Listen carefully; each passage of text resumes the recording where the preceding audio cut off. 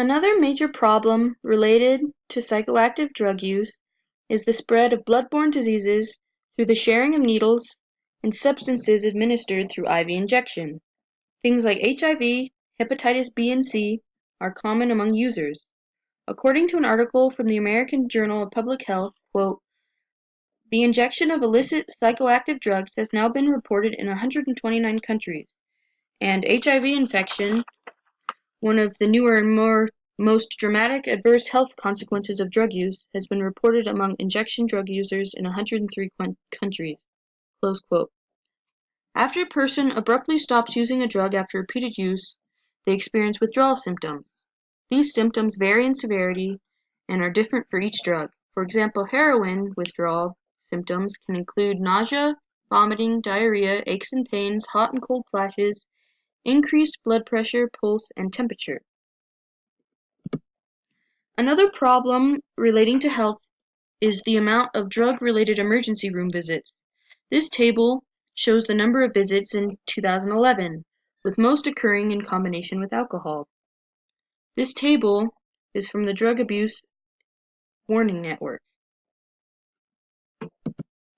The effects of a drug on the user's health is not all bad, though. There are plenty of ways that psychoactive drugs can help people.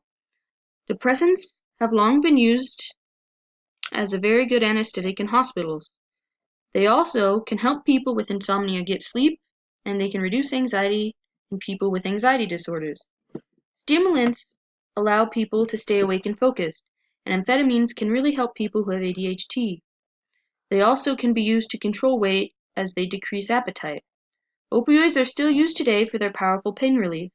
They are mostly used as powerful prescription drugs for people who have just gone through surgery. Cannabinoids like marijuana have been used to reduce the eye pressure in glaucoma patients and used to increase appetite in AIDS patients and to reduce the nausea in patients undergoing cancer chemotherapy. Psychoactive drugs are very prevalent in today's society, and as such, they can have an impact on the lives of everyone. There are quite a few differences in the users, and according to the textbook Drug Society and Human Behavior, there are several correlates of drug use. Gender can play a role, as males are more likely to use drugs than females. Race also plays a large role.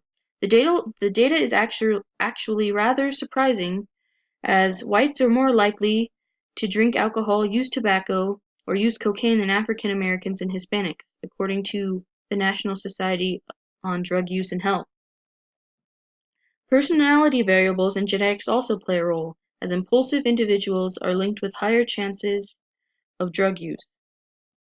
Risk factors are the factors that are linked to higher rates of drug use, and they include having friends who use drugs, engaging in frequent fighting or stealing, thinking substance use is prevalent in school, and knowing adults who use substances. Protective factors are linked to lower rates of drug use, and they include being committed to school, participation in sports, believing religion is important, and having parents as a source of support. Gateway substances are one of the first drugs used by a typical user. They may not be the cause of future drug use, but they might be an early indicator of deviant behavior. Common gateway drugs are tobacco, alcohol, and marijuana. Back in the 1970s and 1980s, the government decided that it needed to have more serious action against the psychoactive drugs and their users, so they made what they called the War on Drugs. According to an article in the British Journal of Addiction, in just 1989, surveys found that 10% of the adult population in the United States of America reported recent use of psychoactive drugs, and 55% of rest home residents in the United States are taking one or more psychoactive drugs. Drug enforcement is a big issue in today's society, and there have been large increase in the amount of money going towards this issue. According to the textbook Drug Society and Human Behavior, less than $1 billion were used in the drug enforcement budget in 1980, but in 2016, $27.6 billion were used. Also, only about 10 to 15% of illegal drugs supply that are actually seized each year.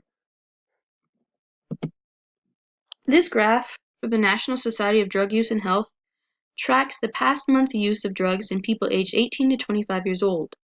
It shows the truth about psychoactive drug use in the past 40 years, that use has actually declined since the early 1980s. Our current level of reported use is nowhere near the levels reported in the late 1970s and early 1980s.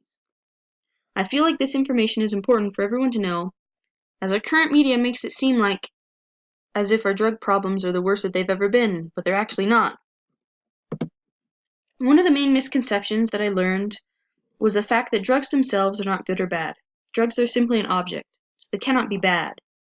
Any drug can produce both good and harmful results.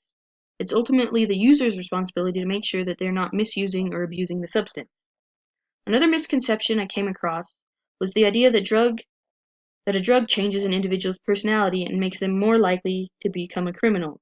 The truth is that there is no research that has shown that taking a drug will turn a person into a criminal. Usually the indicators of criminal behavior occur before the drug use. There's also no good evidence showing that people under the influence of illegal drugs will commit crimes. People might commit crimes to get money to purchase their substances, but the effects of the substance does not make them commit crimes.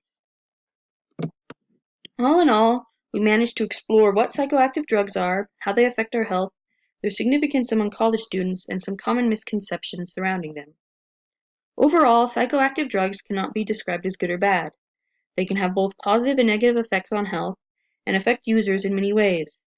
There are many reasons that a person might use drugs, and it is usually to feel something different from their everyday lives. Drug use has not increased in the last 40 years, and many different factors influence use. There are many different types of psychoactive drugs, and they have been used for thousands of years. The United States has been trying to control drug use for many years, to not so great of an effect. Because they have been used for so long, it would be unlikely that we could completely get rid of drugs in our society. So it'd probably make more sense to spend less time punishing users that are going to use no matter what, and focus on spending our time and money on trying to help them. Thank you. These are the references that I used for this presentation. Thank you, and have a nice day.